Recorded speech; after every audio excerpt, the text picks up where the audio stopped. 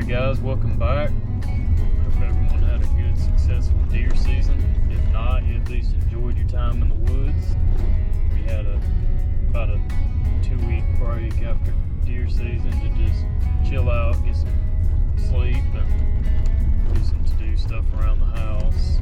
And now for the past week, we've been getting back after the trapping, going after some nest predators for turkeys. So I'm not going to spend too much time rambling about it. We put out a video last year kind of going over it and how we did it and what worked. We may just do a quick how-to traps when we get out here. We're going to check on some right now and kind of give you the rundown of what we're doing and how we're keeping a tight budget doing it too, not spending hardly any money doing this other than the traps themselves. But we'll go over that in a minute once we get out here. Basically, this past week, we've trapped, I believe, 9 or 10 nest predators, possums and raccoons combined. We're shooting of a goal of at least 20 to 25 before we shift all our focus on the scouting for turkeys. So we're going to go for about another week and a half, pretty much every day going after it, and which is really a lot of work. It may not sound like it, but if you work full time, you've got to get it back out here every single day after working and take care of these animals if there are trapped and reset them. So it's a pretty good little stretch. So we're hoping to, like I said, we've got a goal. Last year I think we did about 15 to 20. We're trying to up it to 20, 25 this year. And we may, if we don't hit that number, by the time it's time to pull them, we may end up just keeping at least one trap going while we start scouting for turkeys and then actually getting into turkey season. Just to do something. Maybe keep one, near the front of the property where we don't have to travel too far back. Just run one trap or something. Make it easy, just to keep it going. Just to try to, like I said, hit that goal that we want to hit of 20 to 25, which the rate we're going, I think we should be fine. Last week like I said, we've been trapping 1 or 2 a night for now a total of 10. So we just need to get 10 to 15 more, and I think we can do that in the next week and a half or 2, no problem, hopefully more. So, go open this gate up. All I'm doing is watching.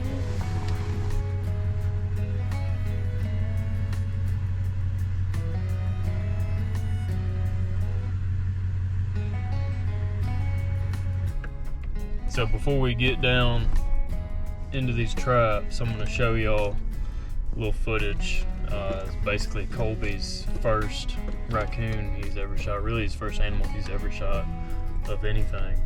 So it was a pretty exciting time. I'd given him a 22 a year ago for Christmas, so we're right at a little over a year of him practicing shooting with it, and he's put in the work, and so I told him if he wanted to, he could shoot one this year. He has.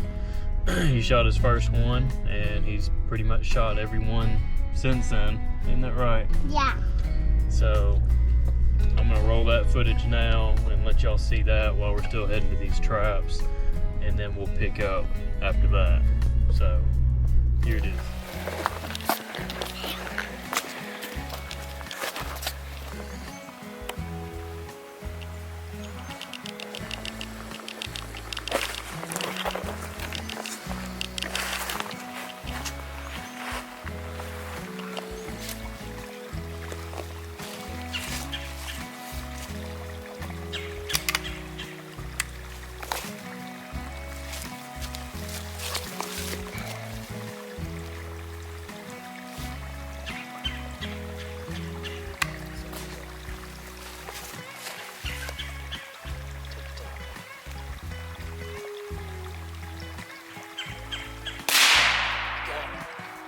Got him, dude. Atta boy. Give me something, dude.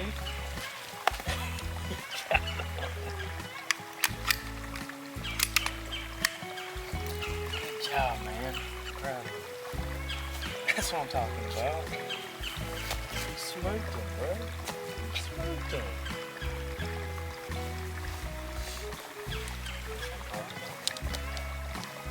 Let's go.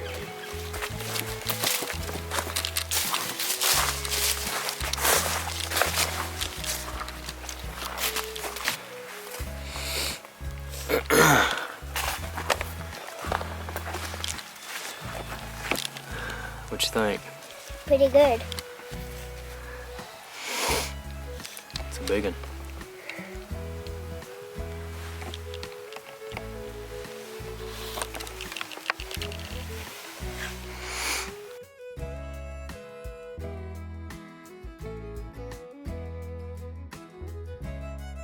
Alright, we are at our first trap today. Yeah. Got Trigger Man over here. And looks like we got a coon over here. I see him. Looks like he's Getting high. put a little bit of a hole in the ground there. Back up, Colby.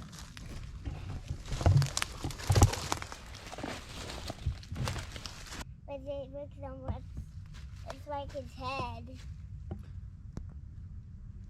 Man, in just a few short hours, he's managed to dig a hole down there. Alright, Colby, back up. Alright. We're going to dispatch this guy and then we'll get back to you and show you the process of what we do. Resetting it and how quick it is. So, ready, Colby? Yeah. How, you think he's big? Is he kind of big? Yeah, a little bit. Yeah. So Colby's taking care of the raccoon. So now what we're gonna do, and gloves are optional.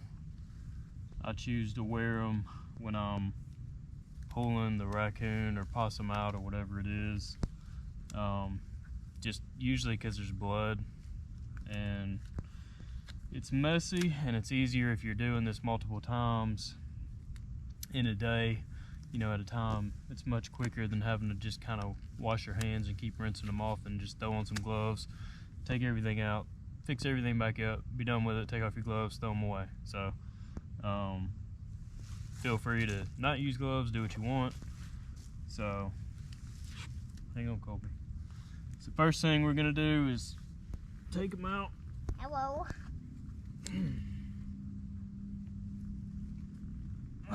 Pretty good sized raccoon too.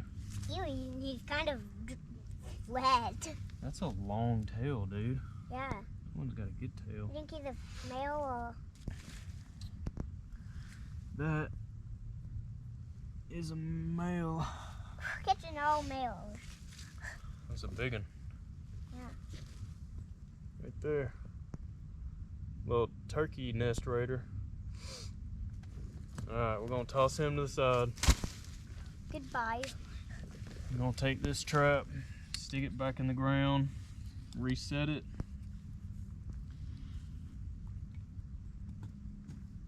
Now you can do this one of two ways. You can go ahead and put your bait in the trap and then reset it. I like to just go ahead and set it, get it on the ground. But if you do that, you obviously have to watch your fingers. I don't stick anything in the hole once it's set, obviously. Or I don't stick my fingers, I just drop it in there and then take a stick and push it down in there. Why I do it that way, I don't know. It makes more sense to do it the other way, so you don't risk snapping your finger in there. Not that it would decapitate it or anything, but it probably wouldn't feel good. So anyways, that's my process. Get it in there. We'll grab some bait. So, got some little beach cliff sardines and Louisiana hot sauce. And Colby's, here you go, you want to put it up to the camera?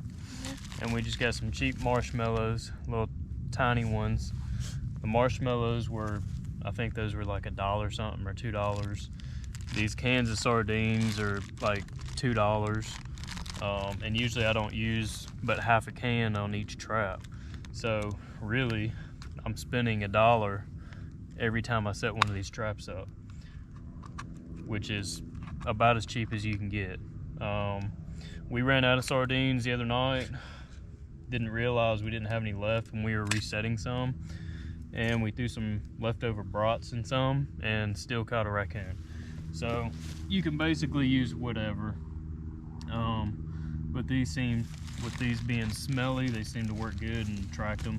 And the marshmallows do kind of smelly. And the marshmallows are smelly? Yeah. Kind of. So I just stick a little bit I'm down in the trap, not much. Hey, Daddy. Just Daddy. something. You know I have to put them first in the trap. Why? So they can go in the trap. That's right. And then I'll throw a little bit around the trap. So you're basically just trying to lead them up to the trap. Alright, that's good, Colby. Colby's gonna throws out a few marshmallows. I'll take 1 or 2 of them, throw them in the trap with those sardines.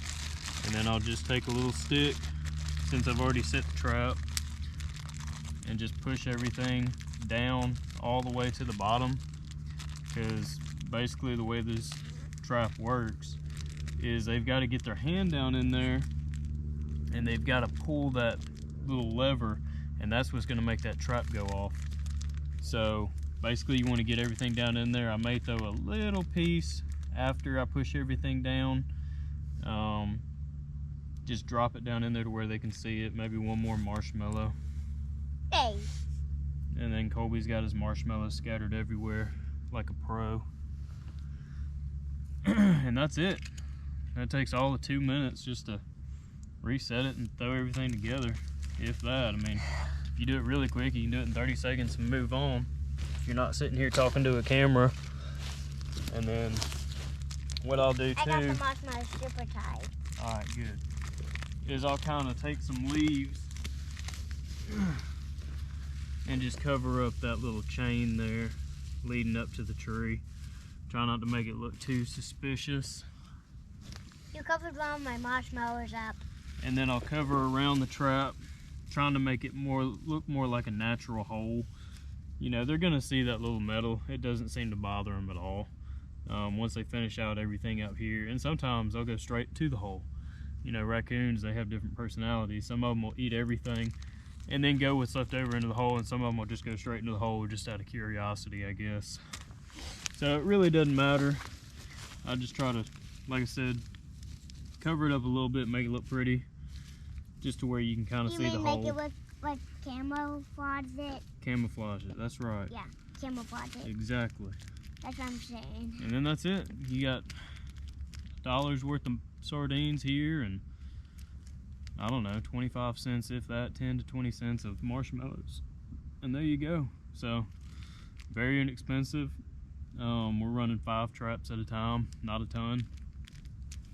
So, you know, we're not usually hitting but 1 or 2 of them a day that we're actually catching something on. So we're spending, you know, $1 to $2 a day resetting these traps. So if we catch 20 nest predators, you know, we're spending about 20 to 25 bucks, you know, give or take a little bit more.